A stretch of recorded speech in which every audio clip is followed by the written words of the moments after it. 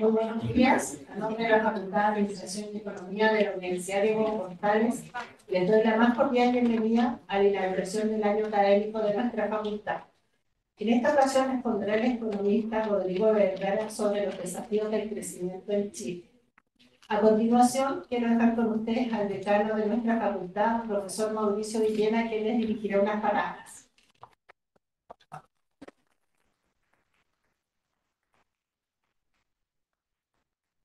Muchas gracias, Macarena. Muy buenos días a todos y todas. Qué gusto verlo acá tan temprano. Yo sé que a veces 8:30 no es el mejor horario, pero tuvimos, yo diría, la visión de hacerlo después de su semana de prueba, así que espero que estén más relajados también. Bueno, para mí es un agrado darle la bienvenida a la ceremonia de inauguración del año académico 2024 de la Facultad de Administración y Economía de la Universidad Diego Portales. Primero que todo, quiero agradecer a Rodrigo Vergara, quien ha tenido la gentileza de aceptar inaugurar nuestro año académico con una charla magistral. Esta también es la primera charla de nuestro ciclo Empresa, Gobierno, Sociedad de este año. El año pasado vino el ministro Marcel, ha venido también Rosana Costa en este mismo ciclo, presidente del Banco Central. Y quiero destacar acá a Juan Bravo públicamente como director del Observatorio del Contexto Económico de la facultad que organiza este evento, y por eso le pido un aplauso ahí a Juan.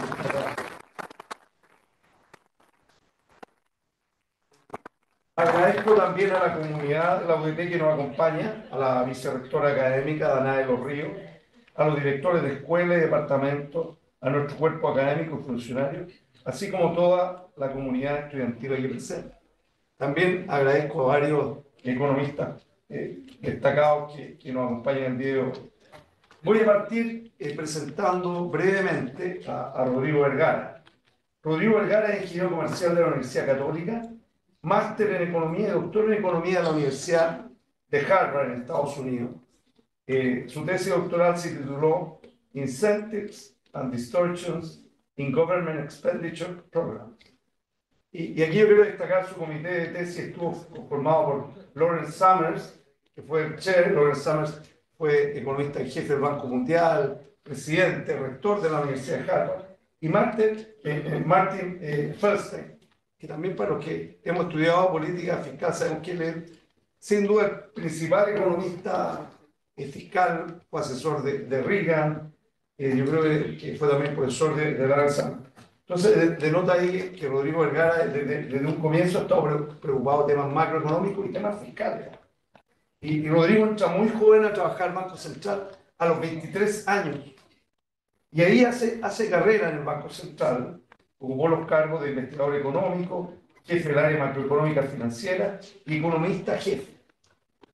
Y de ahí interrumpe su carrera en el Central y ejerce como coordinador del área macroeconómica del Centro de Estudios Públicos y hace carrera académica en la Católica, en el Instituto de Economía, alcanzando la máxima jerarquía, profesor titular. Yo le decía a Rodrigo que yo hice un estudio bibliométrico de sus publicaciones y él cuenta con más de 100 artículos, 44 artículos académicos, 19 capítulos de libros, 38 policy papers, más de 1000 citas Google. Y ahora ahí viendo muchos de mis profesores que están en la carrera académica. Rodrigo también publicó en el Quarterly Journal of Economics, Journal of Development Economics, World Development, hizo toda la carrera académica. También es autor de 8 libros, el último, y ahí pasó el comercial, es con Silvia Aguirre, se llama Disparidad bajo la lupa, una radiografía de las brechas de género en Chile, que es un libro del Fondo de Cultura Económica y el Centro de Estudios Públicos. Y ahí ya en 2009-2011 es consejero del Banco Central y va a ser presidente del Banco Central de 2011 al 2016. Actualmente Rodrigo Vergara es investigador senior del Centro de Estudios Públicos, investigador asociado al Centro Mozart Raman de Negocio y Gobierno de la Kennedy School of Government de Harvard, y es profesor titular también de la Católica, que tal vez no se viene. y sigue haciendo clases continuamente también Rodrigo. Es director de grandes empresas, bueno, Banco Santander, Andina, de Sarco, y también director de la Fundación para la Superación de la Pobreza. Rodrigo Vergara también ha sido consultor internacional, Fondo Monetario, BID, Naciones Unidas, asesor de bancos centrales en Latinoamérica, África y Europa del Este. Igual Rodrigo ha recibido muchos premios y reconocimientos durante su trayectoria. Yo quiero destacar aquí el primero, y yo lo destaco, él fue premio al mejor egresado de la promoción Economía y Administración de Empresas de la Universidad Católica de Chile. Yo se lo destaco a ustedes porque una gran carrera, una gran trayectoria que celebramos hoy día también, parte estudiando harto y siendo buen alumno. También ha sido, bueno, fue economista del año, premio entregado por el Ministerio, por el Diario El Mercurio, premio Ingeniero Comercial 2013, otorgado por la Fundación de la Facultad de Ciencias Económicas y Administrativas de la Universidad Católica, premio Club Monetario por su destacada trayectoria y recientemente ha sido nombrado miembro de número de la Academia de Ciencias Sociales, Políticas y Morales del Instituto de Chile, que también reconocimiento que también recibió nuestro rector, Carlos Pérez. Por último, he tratado de ser bastante breve, pero como digo, ha hecho muchas cosas. Ha participado en comisiones técnicas de distintos gobiernos. Y eso para mí es algo que demuestra su independencia de pensamiento, así como su capacidad técnica y prestigio profesional. Del 97 que está en comisiones, la última fue vicepresidente de la Comisión sobre Espacio Fiscal y Crecimiento Tendencial del Ministerio de Hacienda del 2023. Es por esto que queremos aprovechar esta ocasión para reconocer los méritos del economista Rodrigo Vergara con el premio a la trayectoria de economía y políticas públicas de la FAE-UDP. Este premio surge como una iniciativa del Consejo de nuestra facultad que busca reconocer a aquellos individuos cuyo trabajo contribuyó de manera significativa al avance de la ciencia económica y al diseño e implementación de políticas públicas para impactar positivamente a la sociedad. Y aquí destacamos personas cuyos logros y dedicación son un ejemplo inspirador para las futuras generaciones de economistas y líderes políticos y cuyo legado nosotros pensamos perdurará como un testimonio de su compromiso por el bien común y el progreso de Chile. Es con profundo respeto y admiración que otorgamos este premio a Rodrigo Vergara en reconocimiento a una vida dedicada al servicio público de estudio riguroso de los fenómenos económicos, con la convicción de que su labor continuará inspirando y guiando a las nuevas generaciones venideras. Yo quiero decir que, en mi opinión, Rodrigo Vergara es sin duda uno de los economistas más destacados desde el retorno de la democracia y representa de excelente manera el espíritu de servicio y excelencia que queremos formar en ustedes, en nuestros alumnos y alumnos. Muchas gracias, Rodrigo, por tu compromiso y gran aporte al desarrollo del país. Muchas gracias.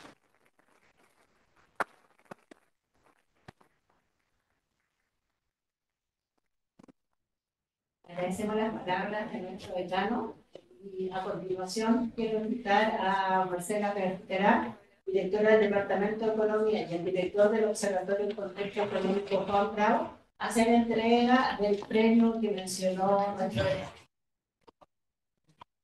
Invitamos a Rodrigo a pasar adelante para recibir su premio.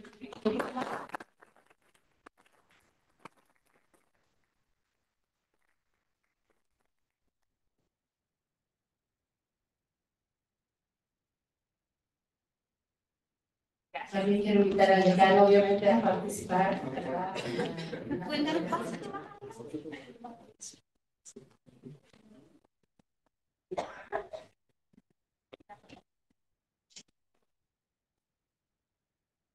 Gracias. Muchas gracias.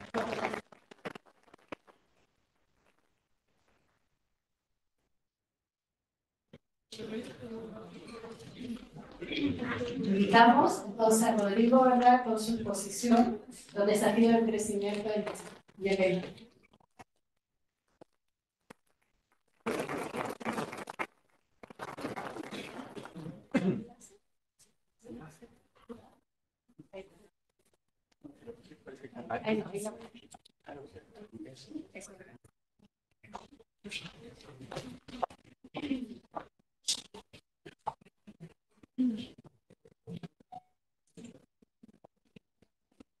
¿Aló?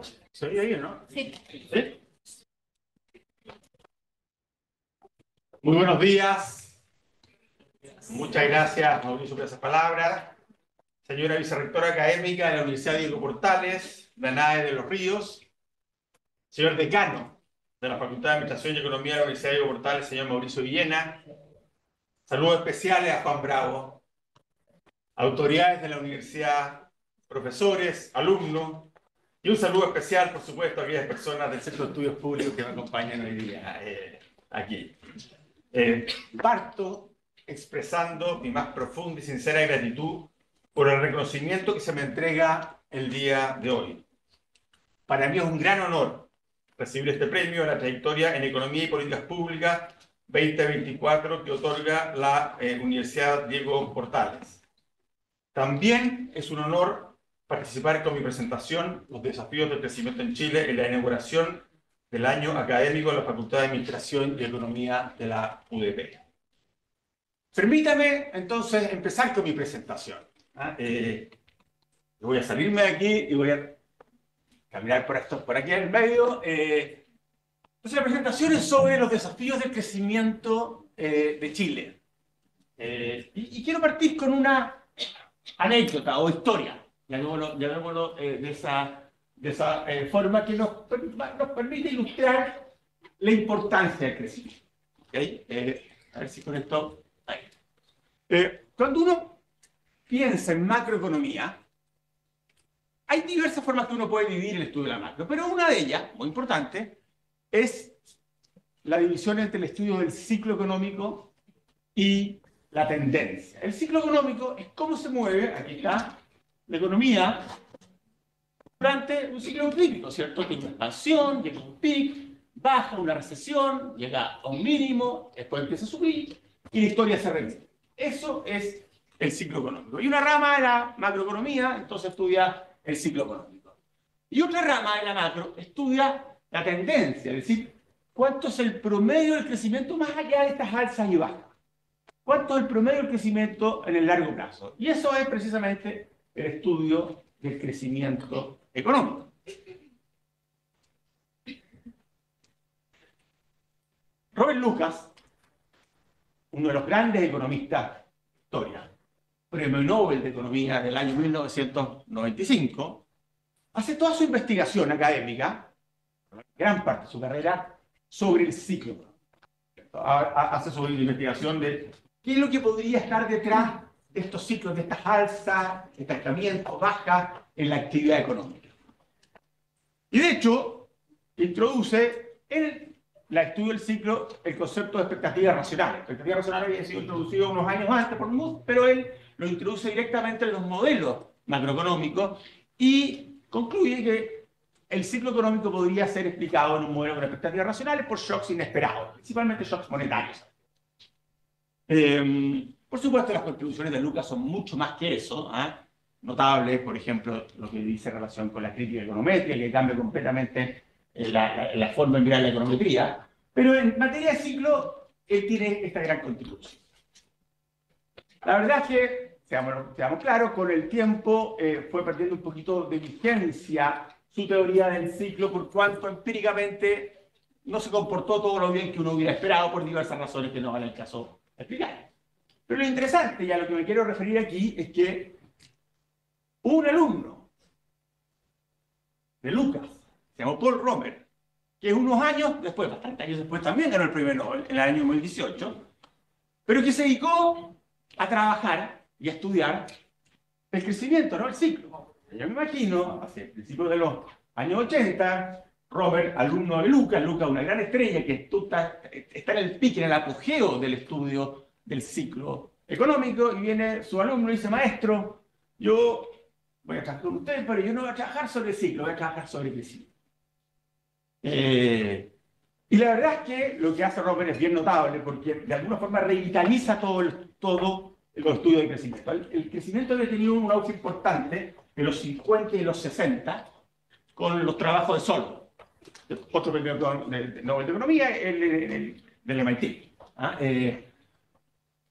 El modelo Solow, como probablemente ustedes lo han visto en algunas clases, es un modelo de crecimiento que se denomina crecimiento exógeno porque el crecimiento a largo plazo per cápita dice relación con los cambios en la productividad. Y esa productividad, de alguna forma, viene exógenamente. Romer dice, no, tenemos que generar crecimiento dentro del modelo. Y por eso toda la teoría de Romer se llama teoría de crecimiento endógeno. La teoría que nace con Romer se llama teoría de crecimiento endógeno. Y para ello tienen que introducir externalidades, principalmente en el uso del capital, y de esa forma se genera rendimientos constantes o crecientes. A escala de lo que... Perdona, Rodrigo, me dicen que arriba no se escucha, No que se parece oye. que no se ha rendido el intro. Ahí tú lo ves.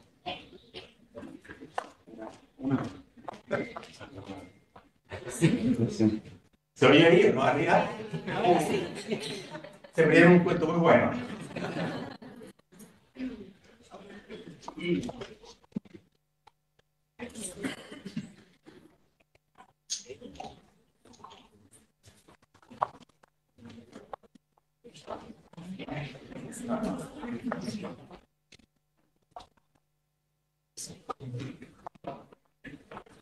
Bueno, entonces Romer inicia toda esta nueva teoría del crecimiento endógeno, que genera una gran cantidad de literatura, tanto teórica como empírica, porque justo además en ese entonces se crean grandes bases de datos con la trayectoria de muchos países a través del tiempo. Eso permite además estudiar empíricamente el crecimiento económico. Lo interesante, y porque les cuento este cuento, que Lucas, que había sido la elite de la teoría del ciclo, con expectativa racional, etc., trabaja entonces con su alumno en crecimiento económico y termina concluyendo lo siguiente. Y termina diciendo, una vez que uno empieza a pensar en crecimiento económico, la verdad es que difícilmente puede pensar en nada más. Porque de alguna forma es tan importante el crecimiento económico, es tan importante para la vida, para el bienestar de las personas, que bueno, que tiene un punto, Lucas. La verdad es que se hace difícil pensar en otras cosas. Por supuesto puede ser una exageración, pero la verdad es que Lucas dedicó de ahí en adelante su carrera académica a temas de crecimiento, se cambió a crecimiento. De hecho estuvo en Chile en el año 1995 y básicamente lo que habló, son todas sus charlas, sus presentaciones fueron sobre crecimiento económico. Esto de alguna forma se lo quería mencionar por lo siguiente. Es muy difícil entender cómo el tema del crecimiento de alguna forma desapareció por un tiempo en nuestro país. Es difícil explicar por qué desapareció. Y yo creo que fue una lástima y la verdad es que probablemente tuvo consecuencias. Creo que por otra parte es muy notable y valorable que haya vuelto a la agenda el tema del crecimiento. Y hoy día, cuando vemos la noticia económica, vemos que prácticamente todos, gobierno y oposición, están preocupados por el tema del crecimiento económico.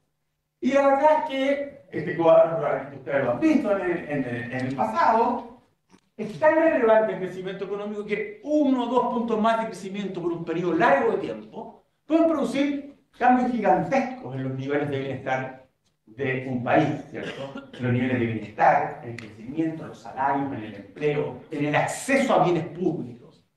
Un crecimiento de 1% por 10 años es 5,5% acumulado, pero por 30 años 35% acumulado. Si ese crecimiento fuera 3%, sería 34% en 10 años, 140% en 30 años. ¿Y para qué decir si fuera 5%, 63% en 10 años, 330% en 30 años? Los 30 años que en algún momento fueron denotados en Chile, digamos, tenían un crecimiento muy importante. Y eso generó un tremendo aumento en el bienestar de las personas. Piensen en lo siguiente. Si yo tengo una diferencia de crecimiento entre, digamos, 1 y 3%, al cabo de 30 años, el cociente, la diferencia entre estos dos va a ser 80%. O sea, un país va a ser 80% más rico que otro, de una perspectiva, si estamos hablando 5%, y lo comparamos con 1%, esa diferencia puede llegar a ser de 3 veces.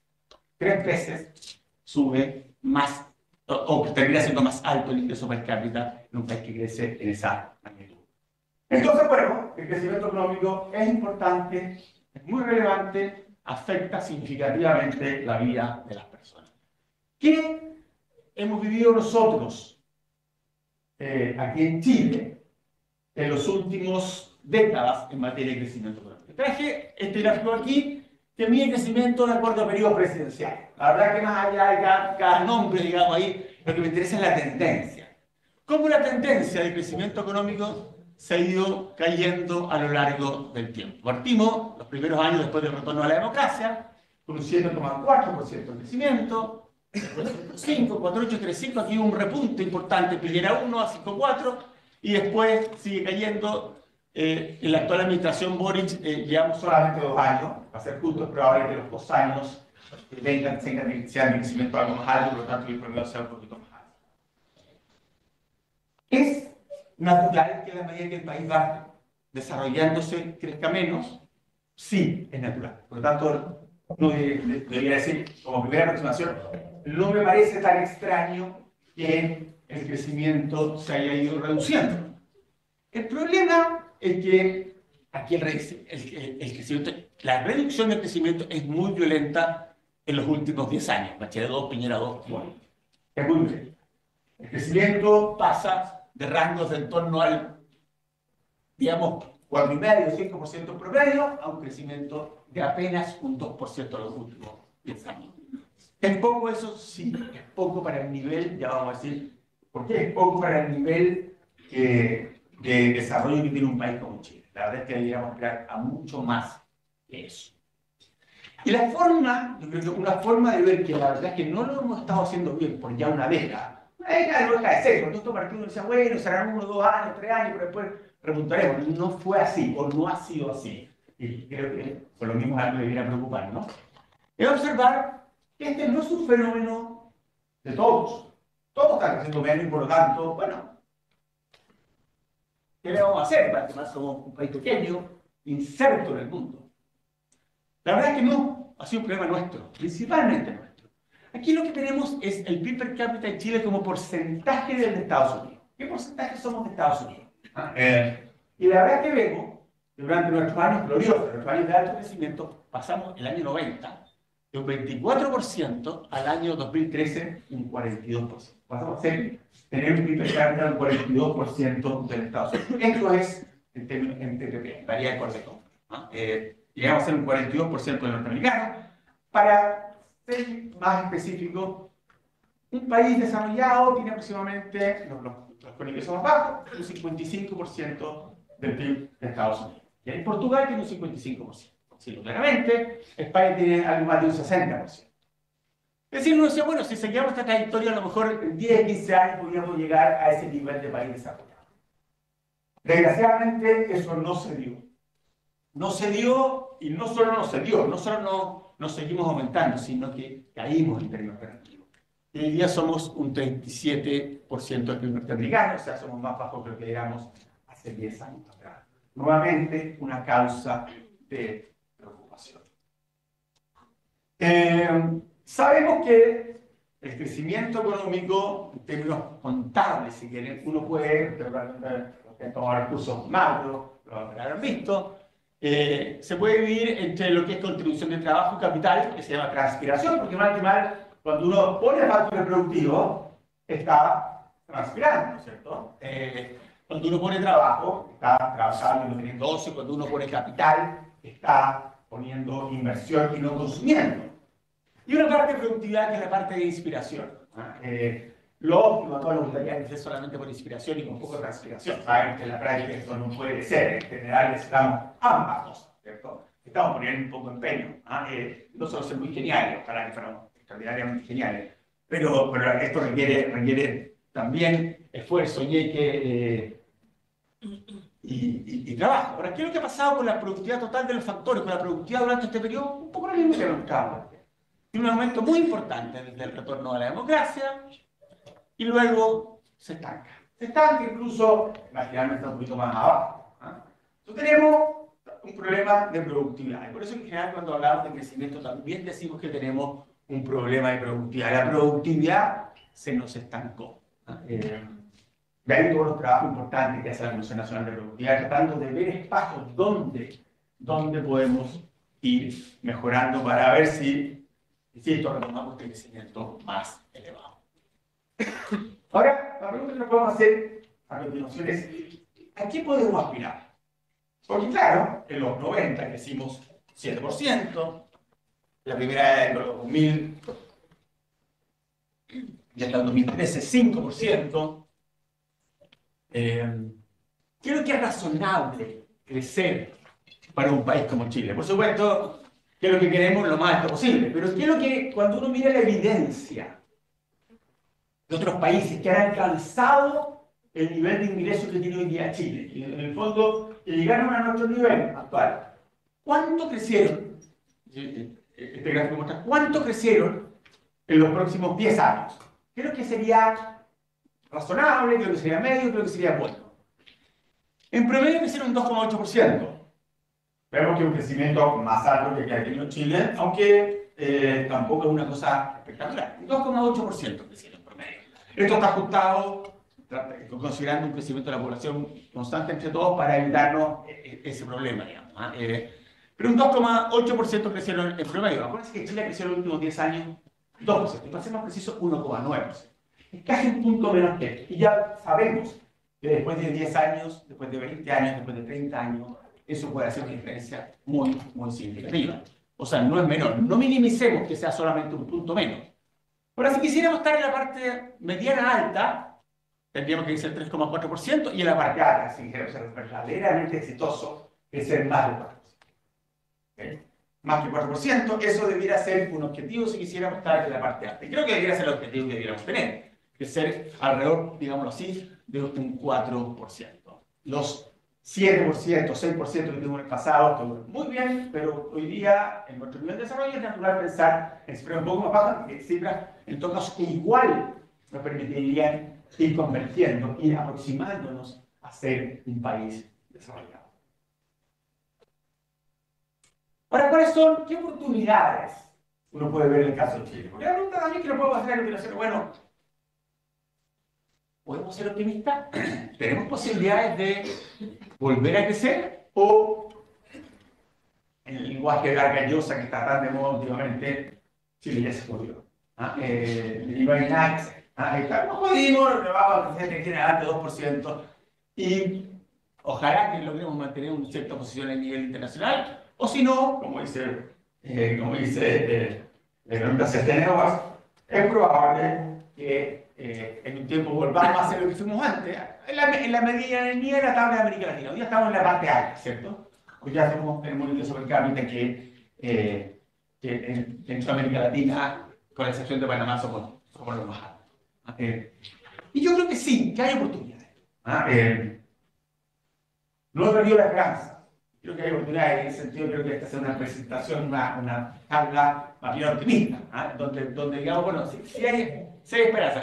Pero ojo, también debo reconocer que en la medida que pasa el tiempo y en la medida que seguimos quedándonos, me cuesta sumarme a esto, me cuesta recientemente sumarme a nuestros ritmos. O sea, la verdad es que, o sea, hacer algo relativamente luego, y en ese sentido lo que sí, celebro por lo menos que se esté hablando mucho del tema, o la verdad que va a ser difícil el luego retomar una senda de crecimiento más alto.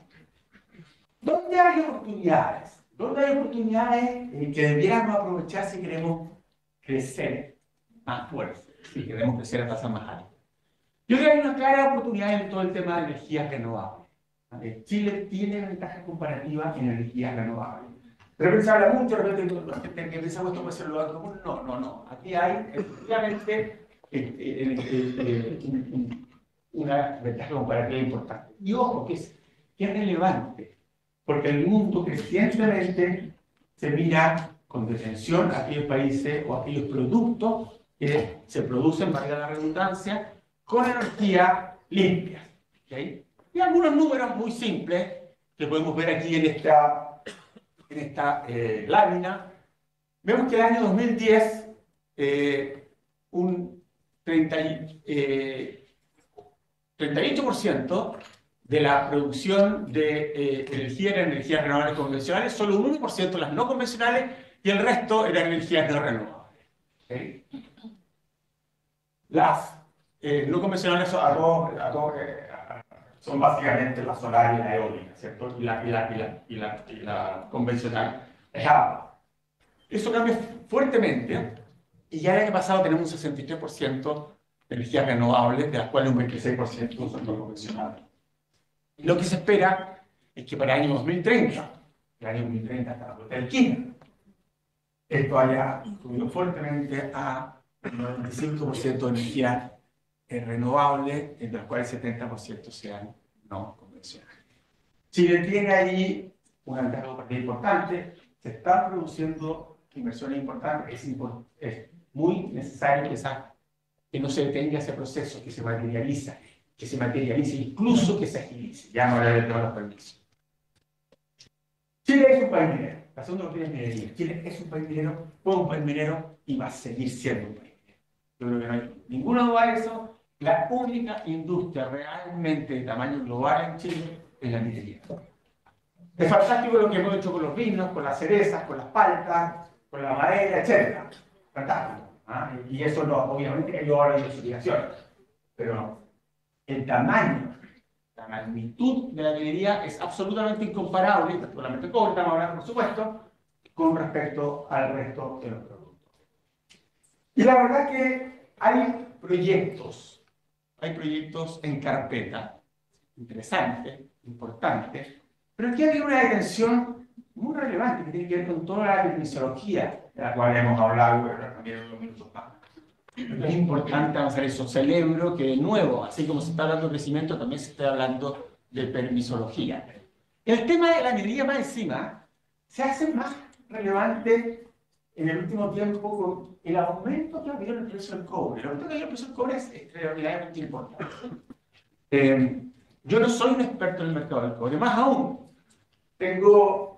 soy muy escéptico respecto a las proyecciones que hay sobre el precio de commodities. En general, todos saben que es muy difícil predecir el precio de commodities.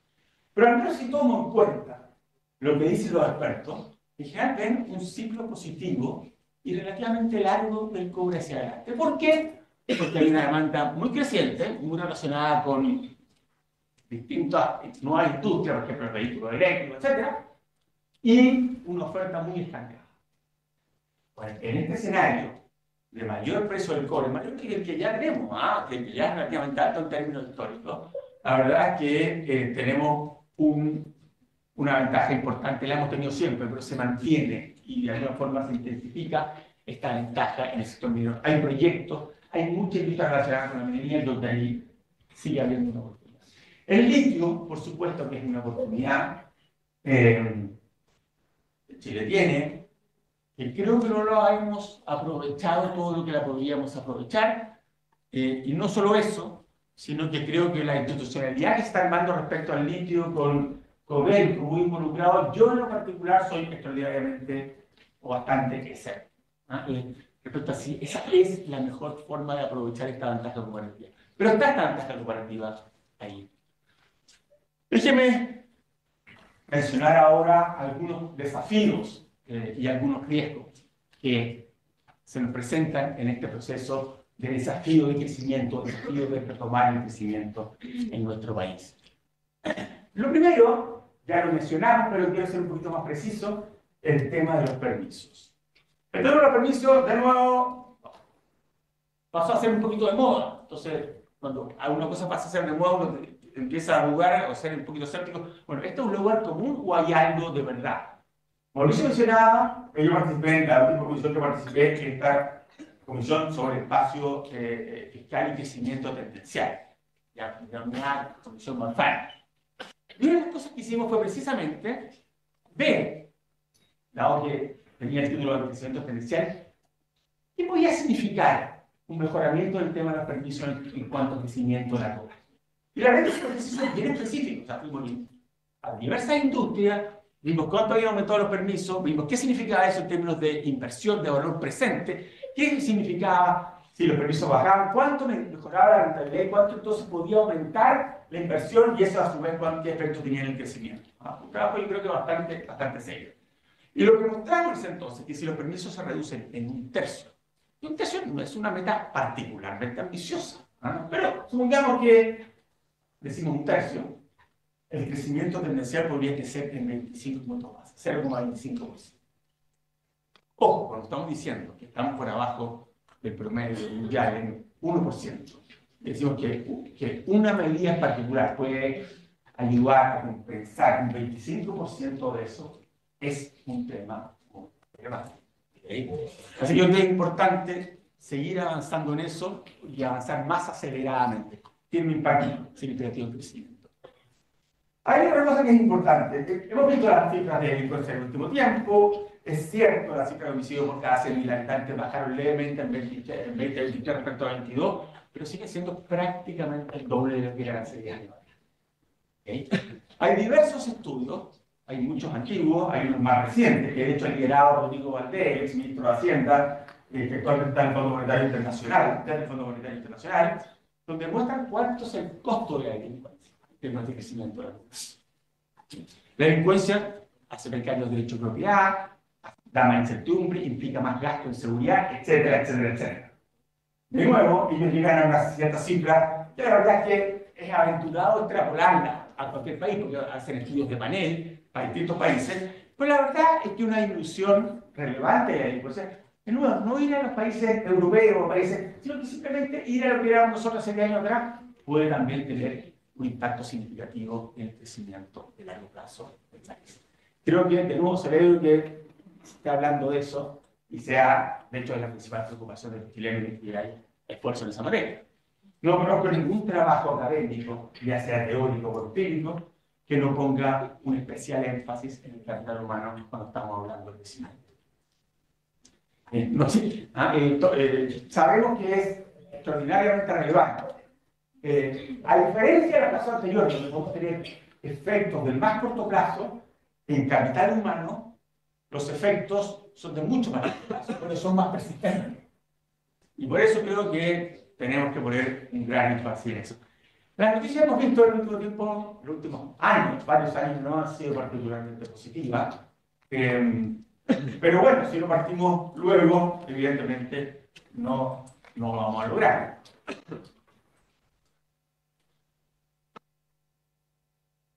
Creo que aquí hay un tema bastante relevante, que son los impuestos corporativos. Ustedes saben que en las últimas décadas, de los 37 países de la OCDE, 34 han bajado el impuesto corporativo, 2 lo han mantenido y 1 lo ha subido, y lo ha subido muy importante. Ese 1 es Chile. Hay una buena razón para moderar, bajar los impuestos corporativos, impuestos de ingreso de las empresas que estamos hablando. Puede ser muy popular, ¿cierto? Porque, bueno, pongamos el impuesto de las empresas, toda la gran plata, ¿sí? Pero hay una buena razón. Hay competencia de capital en el mundo, ¿cierto? Si yo grabo mucho al capital, a la renta, en un país, bueno, ese capital se va a ir a otro país, es muy móvil el capital. Y es por eso que le insisto, la gran mayoría, el 90%, más del 90% de los países de la OCDE han bajado, y bajado de forma importante, el impuesto corporativo en el último tiempo. Chile lo subió. No solo lo subió, sino que hoy día estamos por arriba, y no poco por arriba, de la mediana de los países de la OCDE. Estos son países ricos, países que tienen mucho más recursos que nosotros, países que tienen mucha más capacidad de crecimiento y desarrollo. Y nosotros tenemos un impuesto a las empresas que es bastante más alto que el que tienen ellos. Yo creo que llegó la hora, si queremos hablar de verdad de crecimiento, de hablar también de verdad de revertir este proceso que ha tenido Chile en el último tiempo. Quiero cerrar con algunos riesgos que uno puede ver en el mediano plazo. Uno es el riesgo fiscal. Hemos visto, de hecho ayer sale el informe del Consejo Fiscal Autónomo, en el cual nos dice algo que de alguna forma sabíamos, algo que de alguna forma habíamos puesto claramente en esta comisión sobre el espacio fiscal y el crecimiento tendencial, que el espacio fiscal hacia adelante es muy limitado. es muy limitado. De hecho, cuando uno mira las proyecciones para cumplir con las metas de balance estructural, la verdad es que tendríamos el crecimiento del sector público cero o negativo. Y sabemos que eso es muy difícil. Sabemos que eso es muy difícil. Por lo tanto, tenemos allí un tremendo desafío y un tremendo riesgo. ¿Es alta la deuda pública de Chile? No, no es alta. Más bien, si uno mira en el centro internacional, es relativamente baja. ¿Por qué nos preocupa? No nos preocupa por el nivel, nos preocupa por su tendencia. Ha ido creciendo de forma importante. Entonces uno dice, bueno, o enfrentamos el tema fiscal, que ha una forma muy relevante afectar el tema fiscal con crecimiento económico, ¿cierto?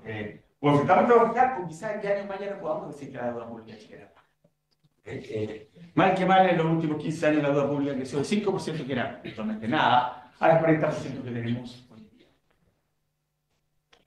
La política. Creo que la política es un riesgo importante.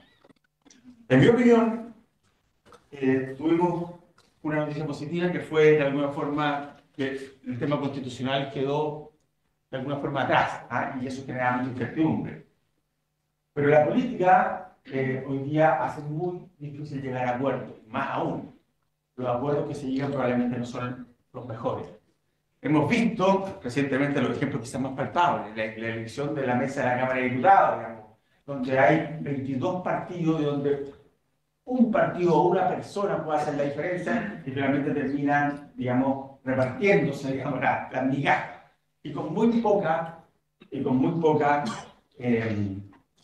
racionalidad económica y lo que hace muy, muy difícil llegar a acuerdo con 22 partidos políticos, hacer esto extraordinariamente difícil. A mí me impresiona mucho la noticia que salió ayer, hoy ya está en toda la prensa, sobre esto que pasó en la Cámara de Diputados en la sesión secreta, la cual se filtra la información que hay en el embajador norteamericano. La verdad es que lo encuentro lamentable, no son secreta, donde todos se comprometen a no decir lo que pasa adentro, que a los pocos días esté en la prensa. Todo ese tipo de cosas, por supuesto, en ese escenario es muy difícil llegar a un buen acuerdo en pensiones, en materia tributaria, etc. Todo ese tipo de cosas son un riesgo importante, más aún. Ustedes me preguntan a mí, siempre hay esta duda, bueno, ¿por qué es lo que está fallando en un país? ¿La política, la economía o alguna otra cosa? Pero hoy día la falla principal en Chile es la política. Necesitamos urgentemente un cambio en el sistema electoral, un cambio que nos vuelva a dar condiciones de mayoría, a un sistema mayoritario. Teníamos un sistema binominal, que era un sistema mayoritario, que tenía su problema, por supuesto, se cambió por un sistema que, en mi opinión, terminó dando peores resultados, un sistema extremo y proporcional. No creo que uno deba condicionar, como vicepresidente, la reforma política de otra reforma. La verdad, la reforma política es demasiado importante para estar en la elección. Yo creo que se debería enfrentar desde ya y ojalá que antes de la próxima elección. Corrupción, creo que es un tema muy relevante.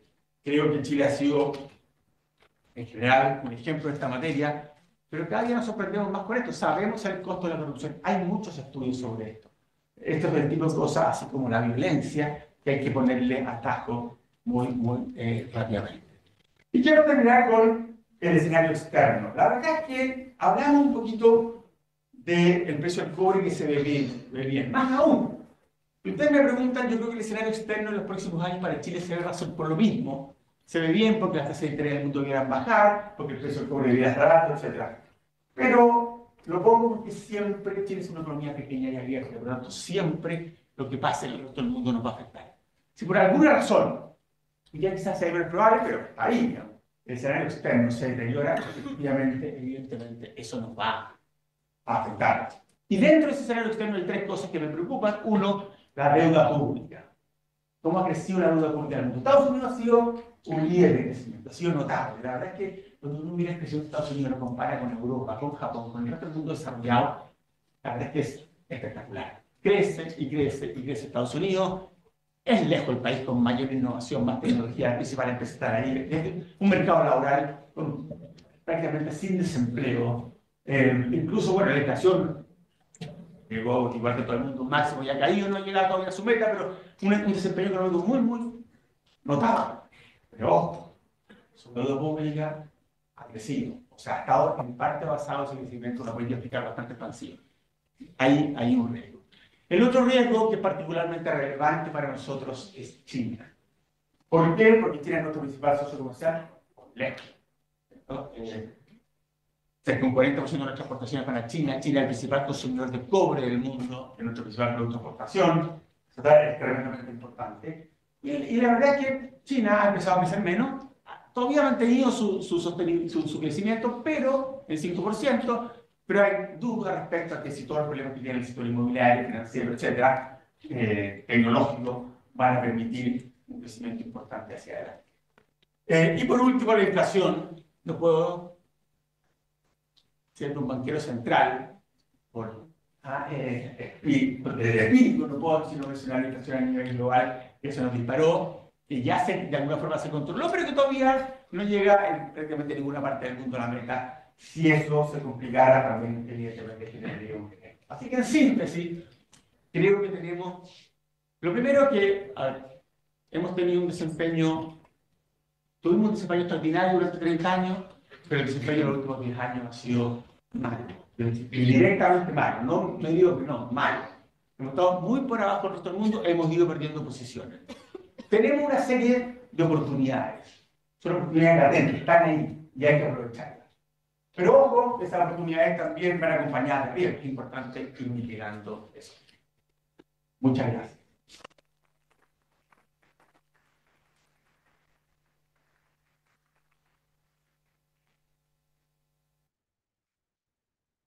Gracias por la exposición de Rodrigo. Queremos invitar a todos los asistentes a la rueda de preguntas que obviamente Rodrigo nos contestará amablemente. Les pido que estén interesados en hacer alguna pregunta, basta Mauricio.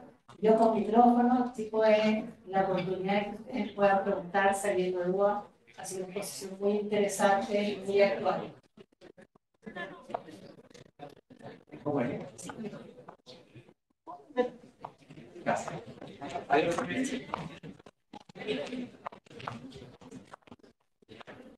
Buenos días. Sí.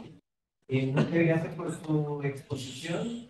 Yo soy profesor del área de administración, pero me pareció extraordinariamente interesante su exposición para el contexto chileno y el futuro. Mi pregunta va pensando en mucha gente, que no es mi caso, pero en mucha gente que puede pensar en qué se traducen estas grandes cifras, el crecimiento, el promedio, lo que Nicanor Parra decía, el ingreso de algo así como el ingreso de los dos, el promedio es 1, yo tengo 2, tú tienes 0. Entonces, uno podría, de la mirada actual, en particular pensando en las generaciones más jóvenes, podrían decir, sí, pero estos son temas de economía, ¿en qué se traduce? Las grandes empresas, las grandes fortunas, etcétera. ¿En qué se traduce para la persona común esto del crecimiento? Por ejemplo, para mí, y termino, se traduce, por ejemplo, en que cuando yo me casé, tenía servicio doméstico, la persona trabajaba, la asesora del hogar, trabajaba incluso los sábados y ganaba menos del mínimo, o el mínimo, por trabajar mucho tiempo, que era como el estándar. Y hoy día cuesta conseguir personas. Uno trabaja por día, las personas asesoras del hogar trabajan por día, tienen un horario que yo creo que es la mitad del horario, cantidad de horas semanales que trabajaban hace 20 años. Y el cálculo de trabajar por día, 5 días a la semana y no 6 como era en esa época, es el doble o el triple del salario mínimo, 2 veces y media el salario mínimo. Entonces, para mí eso es progreso, pero no sé, para usted, ¿qué es progreso en las personas? Gracias. Sí, muchas gracias por la pregunta, la verdad que es muy vigente. Cuando yo puse el ejemplo de Lucas, y lo que Lucas, cómo la investigación de Lucas se transforma, es un poco eso. Él dice, bueno, una vez que empiezo un crecimiento no puedo pensar en nada más, precisamente por el efecto, por el impacto que tiene ese crecimiento en las personas. O sea, la verdad es que es muy, muy notable.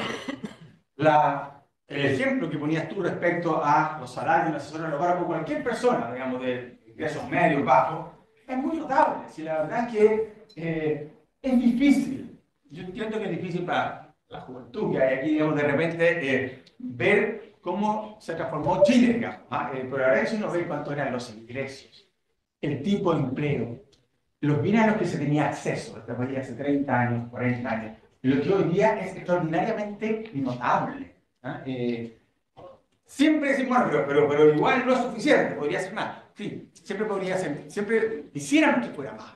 Pero ojo, lo que se ha recorrido es extraordinariamente importante. Ahora, ¿queremos que sea más? Por supuesto que queremos que sea más. Pero si queremos que sea más, vamos a tener que tener crecimiento. Al final no hay varitas mágicas, no hay almuerzo gratis, no hay cosas gratis. Al final, si queremos mejorar los salarios, mejorar el empleo, mejorar la calidad del empleo, ¿okay? Mejorar el acceso a los bienes, el acceso a los servicios de la gente, no hay otra forma que con crecimiento económico. O sea, al final tenemos que hacer crecer la torta. Yo siempre cuento esta anécdota. Recuerdo cuando yo estaba en el Banco Central, me iba a ver gente de un gremio, no voy a decir qué gremio, pero muchos de ustedes van a inmediatamente saber quién era. Me decía, se me quejaban de ojos. Uno en el sector el tipo cambio. El tipo cambio en el sector bajaba, hoy ya está más alto, y obviamente no se quejan. El tipo cambio está muy bajo. Bueno, queremos hacer un poco, estamos hablando de fuerzas de mercado. Pero otra cosa que se queja muchas veces es, bueno, pero además que nos baja el tipo de cambio, nos bajan los ingresos, no han subido mucho los sueldos de la gente y le tenemos que pagar más. Yo decía, pero ustedes me están dando la mejor noticia del mundo. Sí, que los sueldos han crecido. Hay que pagarle más a la gente por el mismo trabajo que hacía antes, ojalá que haya, o sea, con aumento de productividad, etc. Bueno, es una gran noticia. Y eso era producto del, no sé, por el crecimiento económico que todavía teníamos en esa época. Entonces, sí, tiene efectos concretos en el nivel de vida de la población, en la capacidad de acceder a ciertos bienes y servicios.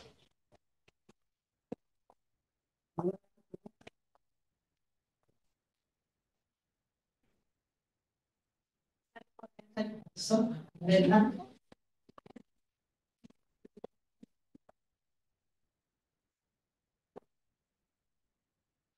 Hola, me llamo Mateo, soy de ingeniería comercial y quería consultarle que cómo veía usted que afecta el impuesto al lujo al crecimiento del país y de las empresas. ¿Perdón, el impuesto a qué? ¿Al lujo? A ver, gracias por la pregunta. Para mí el impuesto al lujo es un impuesto bien específico, que no recauda demasiado, y que no recauda demasiado a pesar de que su objetivo precisamente es recaudar. A ser bien honesto, de repente no tiene mucha racionalidad económica, pero tampoco veo que ahí sea el problema. Insisto, un impuesto bastante limitado en algunas cosas en particular. No creo que, sea ese el problema que tiene Chile hoy día. Chile en materia de impuestos. Creo que el problema que tiene Chile hoy día en materia de impuestos es que estamos grabando, como dije en mi presentación, muy fuertemente a las empresas, comparado con el resto del mundo. Rodrigo, hola. Muchas gracias por la presentación. Me agrada continuar algunas conversaciones que hemos tenido en el pasado. Cuando yo era alumno, hace mucho más de lo que quiero recordar, el profesor Patricio Meller siempre nos decía que su desarrollo también tiene un componente mental.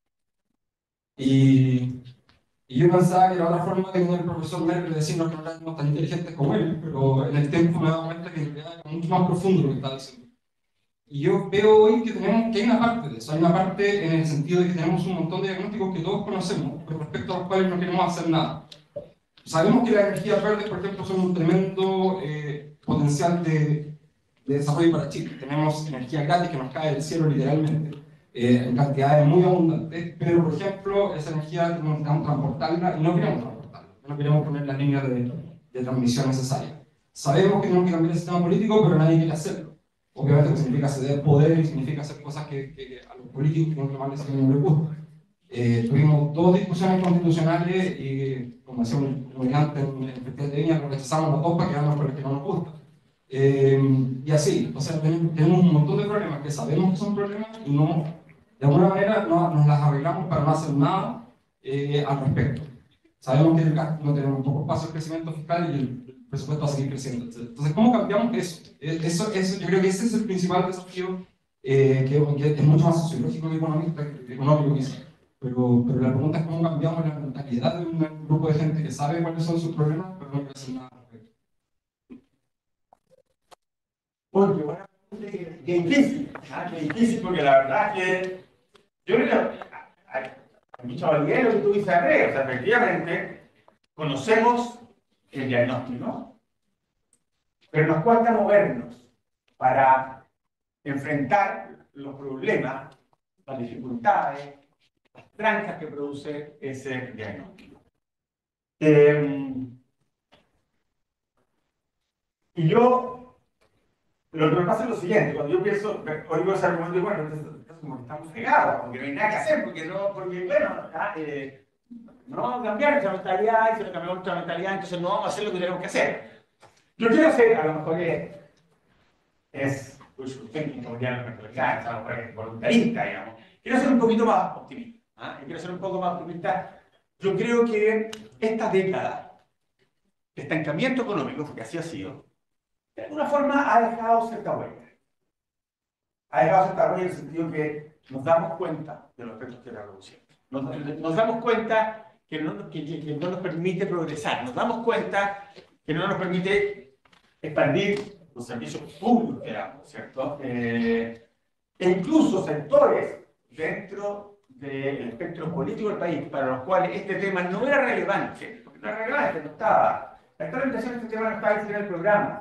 Hoy día lo ven como una cosa muy relevante. Entonces quiero pensar que va a haber un cambio. Hoy día vemos que todo el mundo está hablando de crecimiento económico. Ahora, ¿cómo hacerlo? ¿Cómo darle carne a esto? ¿Cómo hacerlo que efectivamente finalmente se concrete? Lo clave son las instituciones. Y Chile tiene todavía razonables instituciones. De hecho, cuando yo pienso en el problema de Chile, las típicas instituciones macro, tanto central, la parte del Consejo Fiscal, etc., son instituciones bien sólidas, que funcionan bastante bien. El problema está más bien, creo yo, en la micro y en la política. Y por eso yo creo que al final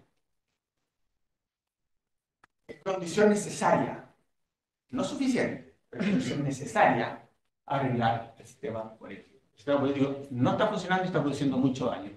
Creo que si cambiamos la institución, tenemos alguna posibilidad. No podría garantizar que sea suficiente, pero por lo menos nos da alguna posibilidad de arreglar las cosas hacia adelante. Arriba tenemos otra pregunta. Bueno, soy Renara. Primero, muy buena la presentación, súper sintética y concreta, en muchos puntos. Mi pregunta va específicamente al siguiente. Cuando usted plantea la política, significa que nuestro país tal vez está al debe en lo estructural y pareciera ser que nos estamos focalizando solo en elementos coyunturales. Y cuando usted plantea las oportunidades dentro del punto recursos de capital humano, yo eché de menos el tema del desarrollo, por ejemplo, de las habilidades tecnológicas. Y yo creo que también ahí nuestro país podría hacer un poco más. No sé si el desafío, como dice usted, de inspiración, pero tal vez propender hacia el desarrollo de esa inspiración, pensando en este nuevo programa. Desde muy jóvenes ahora los estudiantes están entrando a desarrollar juegos, para después entrar a programas que son un poquito más habilitantes, de mayor profundidad. Y tal vez ahí las empresas mejor controladas con esta inteligencia artificial pudieran a lo mejor representar para Chile una verdadera oportunidad. No sé cuál es su punto de vista. Muchas gracias por la pregunta. Yo creo que muy inteligente. Cuando yo hablé de capital humano en términos generales. Y por lo tanto me refiero a los distintos aspectos del capital humano, entre ellas esta educación tecnológica que usted menciona, o sea, naturalmente está ahí, y en particular soy un firme convencido, no es que sea yo firme convencido, la evidencia muestra que la educación temprana es clave, y temprana, es muy chico. Y por lo tanto todo eso, evidentemente que tiene que ser parte de un paquete de capital humano muy significativo. Hoy día no estamos haciendo el foco donde debiéramos hacerlo, que precisamente es. Y respecto a lo primero, a lo estructural versus lo coyuntural, yo creo que sí, yo creo que es verdad lo que dice, o sea, nos preocupamos mucho, digamos, de lo que está pasando en el momento, y nos cuesta mucho más mirar el mediano plazo. Y el crecimiento es un tema de mediano plazo, el crecimiento no lo vamos a arreglar aquí el próximo año. Vamos a tener algunas medidas que nos ayuden algo en el corto plazo, pero en general es un tema de mediano plazo. Y por lo tanto hay que tener paciencia. Como decimos los economistas, van a entenderlo, hay que tener una tasa de descuento relativamente baja. Valorar el futuro más significativamente. Entonces, yo creo que sí, y yo creo que efectivamente, por ejemplo, en el sistema político se tienen intereses y todos los partidos chicos hoy día tienen mucha influencia porque pueden cambiar la balanza y eso acaba ya. Bueno, en un sistema con un mínimo, con un umbral mínimo, por ejemplo, el 5% que se ha hablado para estar en el Congreso, está afuera. Hay muchos países que lo tienen y yo creo que es una medida razonable y óptima para el caso. Rodrigo Marco Morales, del Departamento de Economía. Sin duda, si uno mira la evidencia internacional, los países que más han crecido en los últimos siglos, los últimos años, muestran fuerte avance en lo que es innovación. Yo entiendo que todo lo que tú planteas en términos de oportunidades y riesgos son elementos necesarios de considerar, pero sin duda la innovación es lo que es la madre, ¿cierto?, de todas las batallas aquí. Y mi pregunta tiene que ver básicamente con cómo financiamos la innovación. Yo veo que en el mercado hay muy poco financiamiento para los startups, digamos, las incubadoras y gente que puede tener buenas ideas, ¿cierto? No accede a financiamiento. Tenemos poco capital semilla, poco capital de riesgo. ¿Cómo incentivamos eso para realmente generar un ambiente de creatividad y de cambio tecnológico? Además, yo creo que es tremendamente relevante y sabemos todos que la innovación es fundamental en materia de crecimiento económico. Y el financiamiento de esa innovación es clave. Ahora, yo más que meterme, digamos, en la sala de máquina, digamos, en tratar de financiar esta o esta opción, soy bien escéptico de eso. Soy bien escéptico de eso. Soy mucho más de generar ambiente para que se desarrolle la innovación, para que haya financiamiento para la innovación. Yo conozco muchos casos donde sí o sí hay financiamiento, y conozco muchos casos exitosos, por supuesto conozco muchos más no exitosos, como todo. Y así funciona esto. O sea, sabemos que cada, no sé, 10 que fallan, uno o dos tienen éxito. Entonces, los detalles específicos, la verdad es que no sé. Pero yo sería un poquito cauteloso respecto a meter demasiado las manos en ese tema. O sea, a generar políticas demasiado micro, de la administración microeconómica, porque resulta que me pareció que un proyecto en particular era peligroso, entonces era positivo, entonces vamos a poner un subsidio del Estado. No, yo creo que lo que hay que hacer ahí son políticas macro, políticas de facilitamiento de la inversión y facilitamiento del financiamiento. Hola, buenas. Hola. Muchas gracias por esta oportunidad. Y ya sé la vida que estamos como en la oportunidad que tiene Chile para poder crecer, pero me gustaría saber cómo se pondría en práctica. ¿Cómo qué, perdón? ¿Cómo se pondría en práctica esta oportunidad para que Chile pueda crecer? ¿Cuál sería su primer paso? ¿Cuál sería lo que usted haría con su renombre para poder impulsar a Chile? Yo, como decía antes, hay muchas medidas que uno puede tomar. Muchas medidas que uno puede tomar, pero uno tiene que ser muy claro que algunas de ellas tienen efectos de corto plazo y algunas de ellas son más fáciles de implementar. Otras son de más largo plazo y más difíciles. Yo creo que hay una realidad que no está real, que está demandando fuertemente que la hagamos. Y afortunadamente, de alguna forma, ha ido permeando, por lo menos a los círculos de toma de decisiones, para que se haga, que es el tema de los permisos. ¿Okay?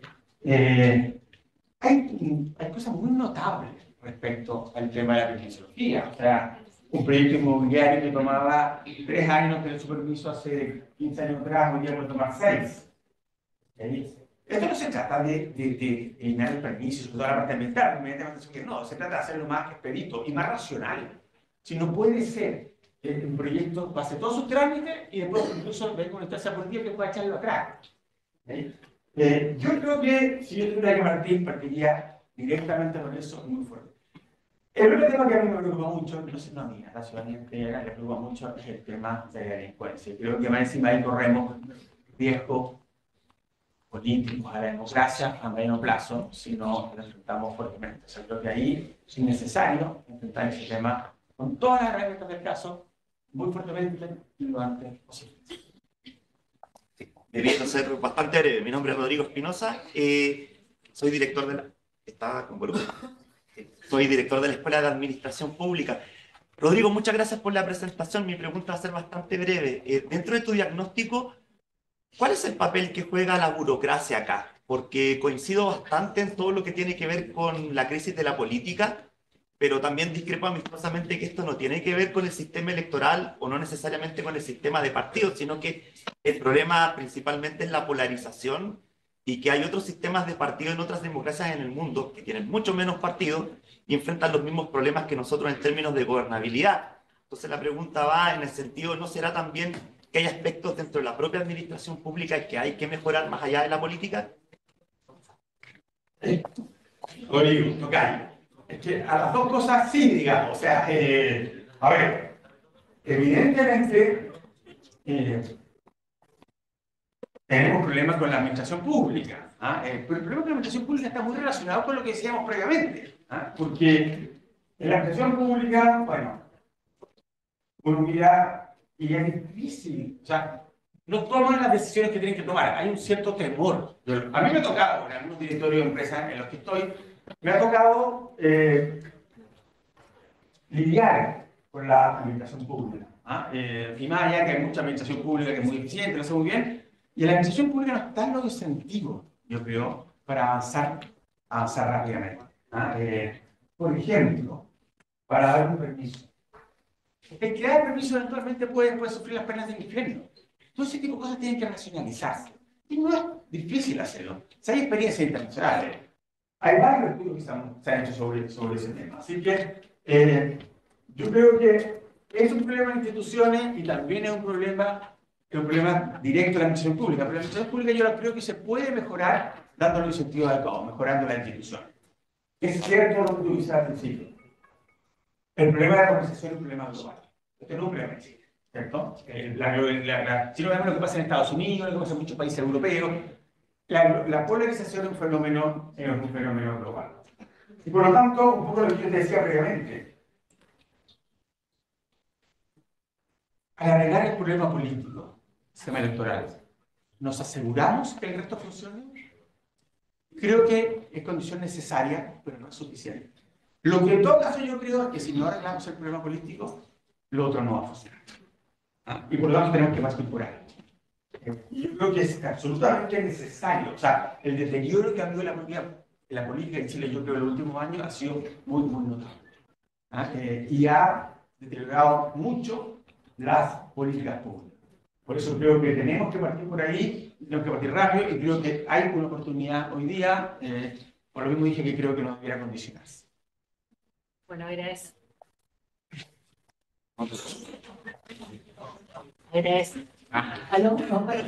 Agradecemos nuevamente la exposición de Rodrigo Vergara. Invitamos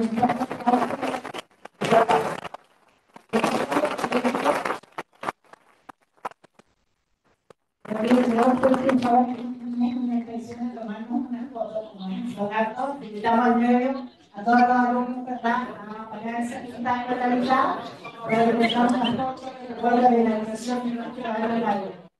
Buenas.